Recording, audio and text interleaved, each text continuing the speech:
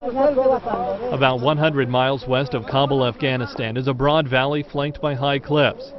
From the 1st to the 6th century, the world's largest statues of the Standing Buddha were carved into the face of these cliffs. And for 1,500 years, the Buddhas watched over this portion of the busy trade routes between India and China.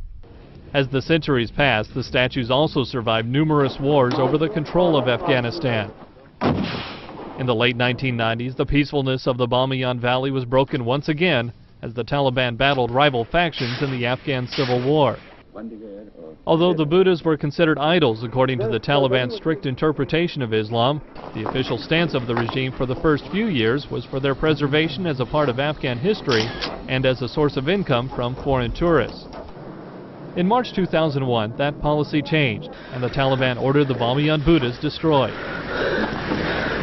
This Taliban video shows young men climbing to the top of the larger Buddha. They are among the last to touch the ancient figures as they set the explosives. As a group of Taliban leaders watch from a nearby hillside, the statues are reduced to rubble and the detonation fills the valley with a cloud of dust.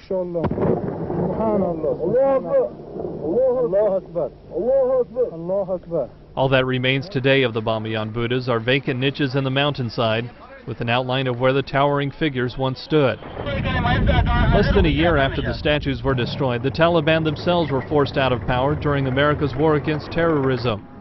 Now the valley is peaceful once again, and the people who live there are trying to recover from decades of war.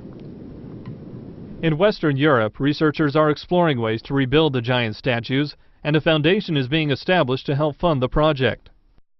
Through computer imaging and three-dimensional models, scientists and historians are determining the precise materials and the best construction method they will need to accurately replace the Buddhas in the Bamiyan Valley.